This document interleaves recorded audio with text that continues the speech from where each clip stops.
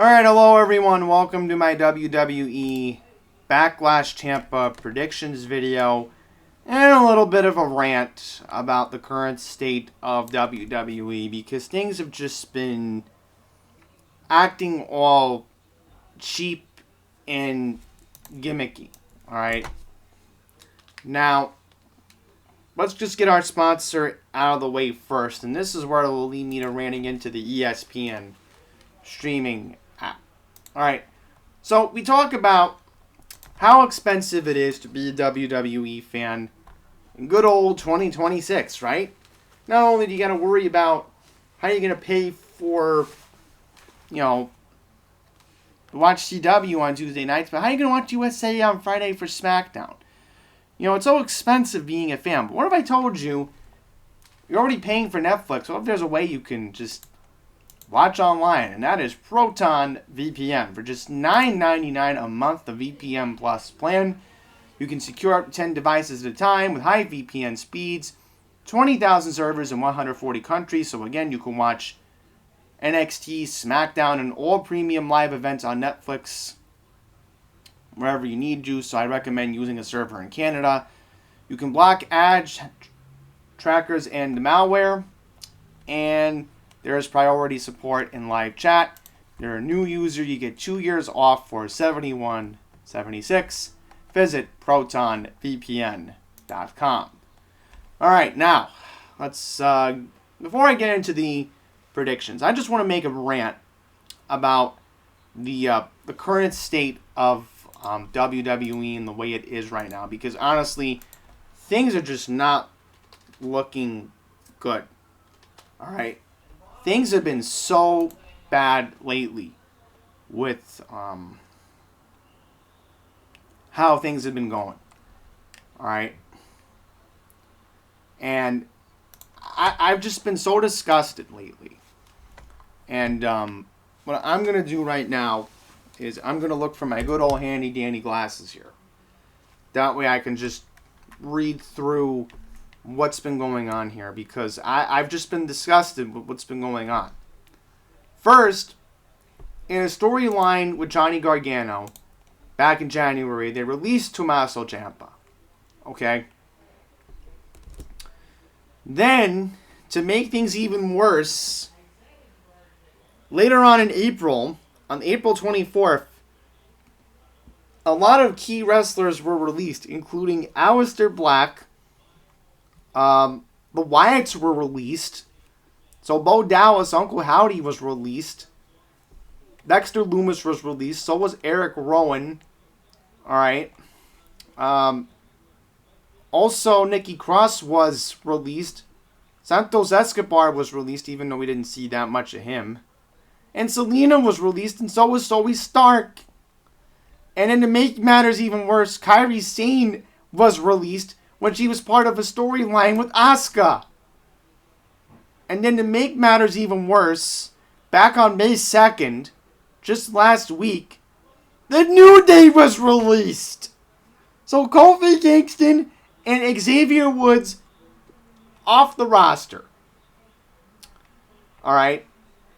Tonga Loa released. JC Mateo of the MFTs released. All because they're trying to make room for all these NXT call-ups lately, which have been producing somewhat. But as I'm recording this video, Mr. Iguana was cut from Lucha Libre Wrestling. Unbelievable. Paul Levesque is basically letting TKO drag this company through the ground right now. I don't know who's worse with these cuts. Was it Vince McMahon in 2020 or his son-in-law? I mean, I can't really say right now. But TKO is just dragging this company down. Okay, let's just face it. Alright, so I'm just disgusted. I'm going to take the glasses off now because I was able to quickly read through it. I think I can go on the rest of the video and just look at the matches pretty quickly without the glasses here. But yeah, I'm disgusted with this company. Things haven't been looking so good lately. Now you have this cheap gimmick premium live event that will be taking place tomorrow in Tampa. Supposedly now they're going to bring in John Cena to make an announcement, something like that. I don't even know. I can't say what the future will hold. I can predict this pay-per-view. This is a pay-per-view. It still to me is a pay-per-view, but premium live event. What are we doing here? What are we doing? I'm just like, this company is so unrecognizable nowadays. Give me a break, you know. And then I want to get into the gimmick of the premium live events because, oh, do I got a problem with it. And I've noticed it on Netflix when I've watched premium live events before I have the ESPN All Access. And then nowadays with ESPN, thankfully now I have DirecTV and I have Comcast and I'm able to watch every single live WWE event. And now they're going to add NXT. They're going to add NXT to everything now. Yay! So we can watch NXT later this summer on ESPN and their premium live events. Whoopee! Yay! Oh my goodness. But the issue with the premium live events, and this is just the main thing that I have an issue with. I have like two things I want to pick a bone with. So, remember on a pay-per-view, if you're just casually a wrestling fan once a year and you're watching WrestleMania, remember how when you used to spend $50, maybe $60, $70, because, you know, I have friends, I have acquaintances that, you know, only buy WrestleMania like once a year back in the day. Like, wouldn't they... I even have it, like, I've seen, like, old wrestling clips, like, old YouTube videos, maybe Daily Motion. They would show you the storyline of what led to a WrestleMania match. No, they don't do that. And what they do on ESPN, and this is so annoying, like, let's say you're a casual wrestling fan. You have no clue what led up to the story. No, they don't do that anymore. What a freaking disaster. What a freaking disaster that is, okay? I'm so freaking disgusted with that. And then the ads are so annoying where it's generic Disney branded. Like, during WrestleMania, I remember they had, what was it? Right. Good Morning America, The View. They were promoting ABC programming. Like, one thing they had, like, go to Disneyland or Disney World. Yeah, rub it in knowing how expensive going to Disney is nowadays. But it's bad enough you're dealing with it on the ESPN thing. If you're watching on Netflix, we'll be right back. Oh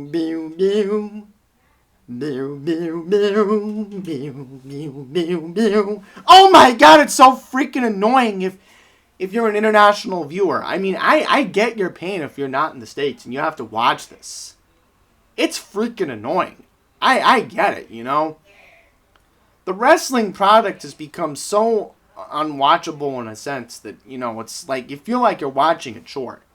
And there's one more thing I want to get into before I make the actual prediction. I'm still going to do these predictions, but who knows how the product will look going forward. But the bottom line is, at the end of the day, can we just keep SmackDown to a 2-hour show? I mean, now that you're making all these roster cuts, they're not thinking of doing 2-hour shows, 3-hour shows. Listen, the average wrestling fan has a short attention span. Sitting through 3 freaking hours of wrestling is a pain in the butt if you ask me, okay? So I digress. I'm done talking about it because it's just enough. Enough already. So that's my rant I teased on Whenever Saturday last week. If you are a Whenever Saturday viewer and you just somehow made it to this part of the video, quickly want to mention we'll be back next week. I'll be back in New York, currently here in the beautiful Delmarva Peninsula. I'll just mention the weather's been pretty meh this week. We've only had like one day where it was nice and sunny. But even on that one sunny day, and I even opened the balcony door, it was cold. So I don't know what they were talking about with 80-degree temperatures. It's supposed to be mediocre this weekend. It might rain tomorrow, but then Sunday, it's supposed to be nice for Mother's Day before I go home this week. But yeah, sorry about the inadequate lighting.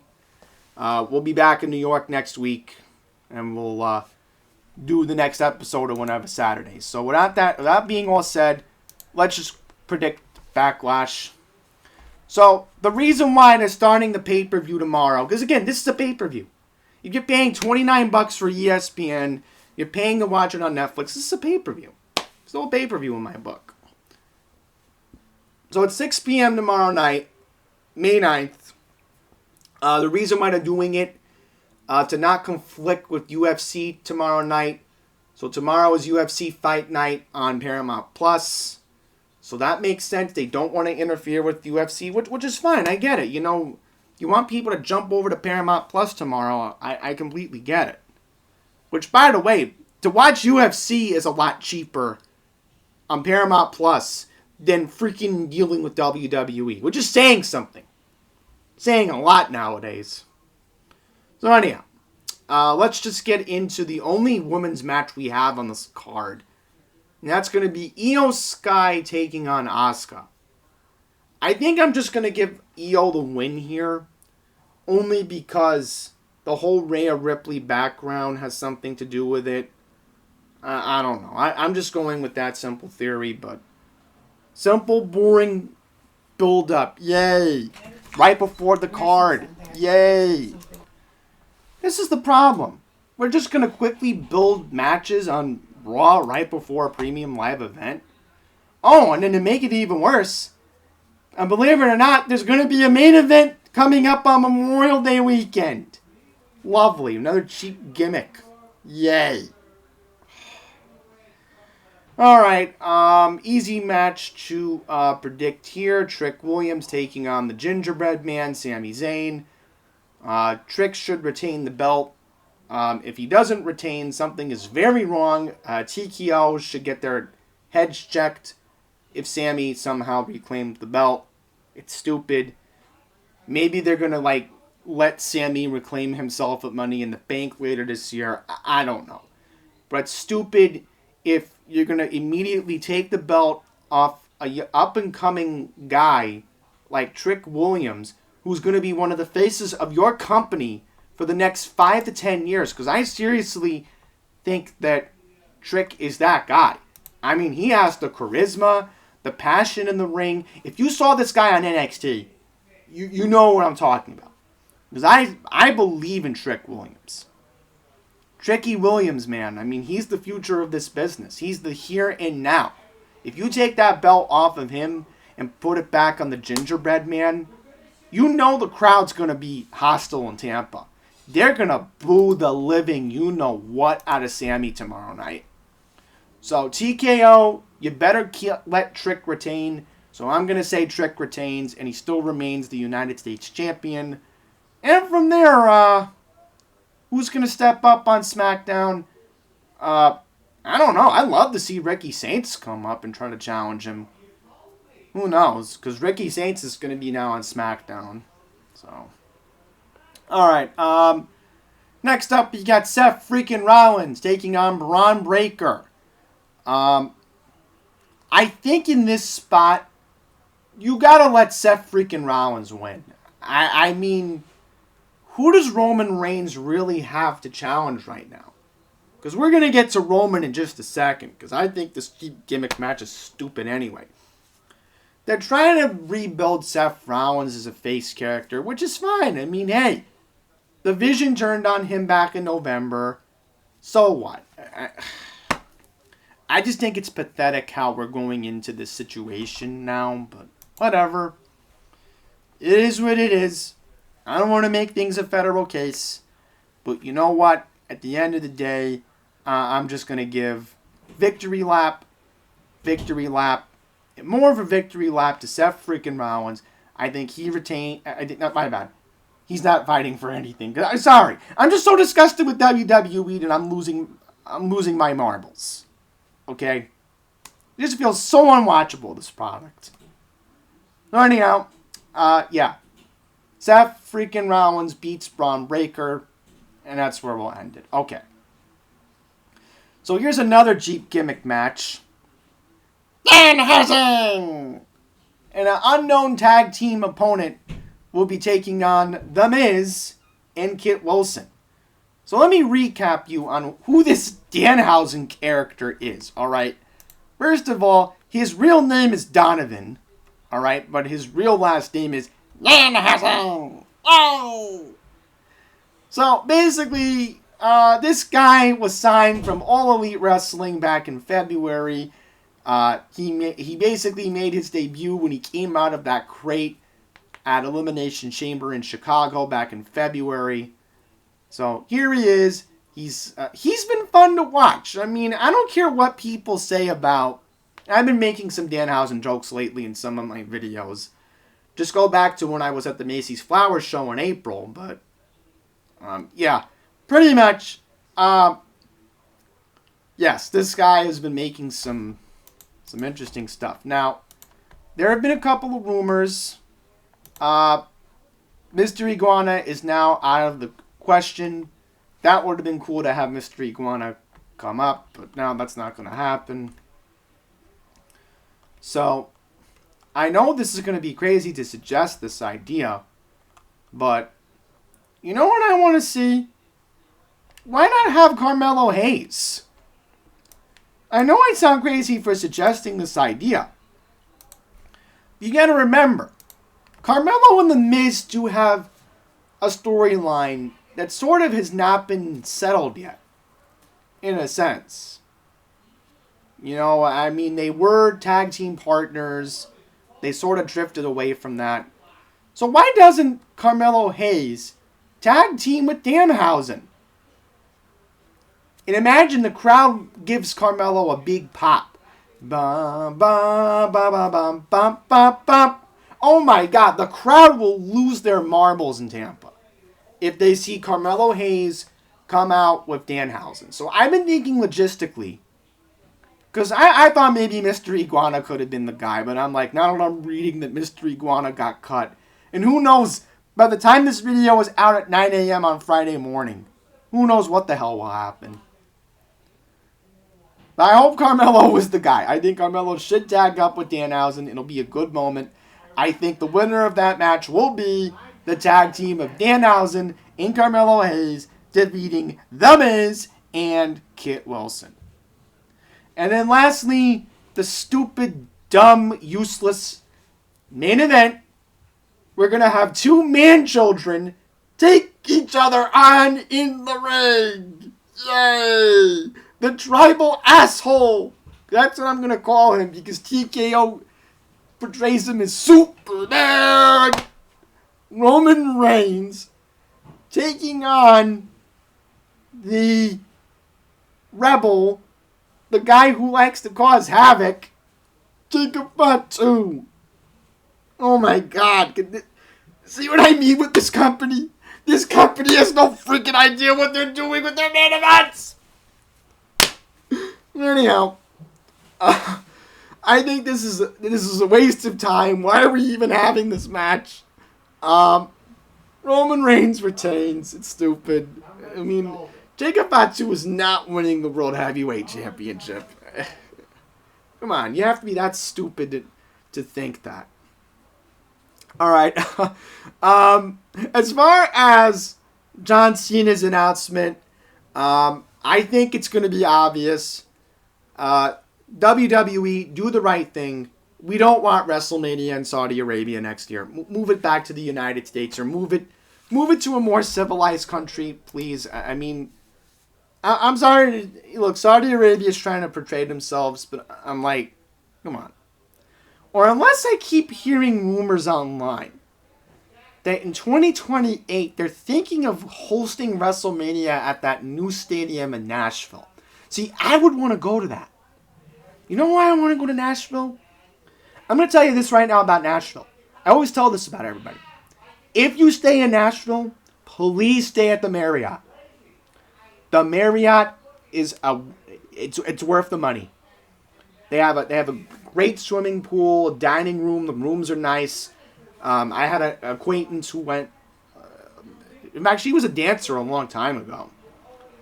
She used to be a backup dancer for Prince, and she actually stayed there in the 80s. And she told me it was right on top of Broadway, right on top of everything. So listen, I hope it's the true. We get WrestleMania 44 in Nashville. I think that will be John Cena's announcement tomorrow. I think that will be the surprise. I hope I'm right. We'll see, but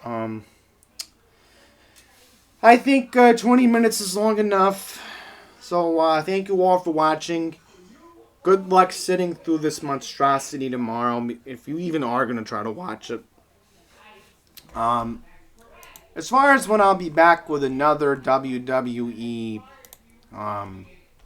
event, I think the next one I have to predict, I think it's the,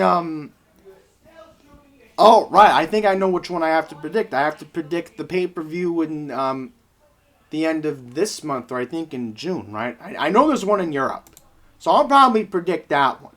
That will be the next time I will predict. So I'm not doing a main event prediction. That's not happening. No, right, Clash in Italy, right, that's the one. So I'll be back at the end of the month, and we will predict the Clash in Italy pay-per-view, all right? Which, it's going to be fun. I mean, this is the first time they're ever holding a pay-per-view in Italy, which will be on May 31st. So, thank you all for watching, and until the next one, right, which will be Andy Plays, because I already have the next two Andy Plays ready for you guys. So until Sunday, unless something happens, please take care.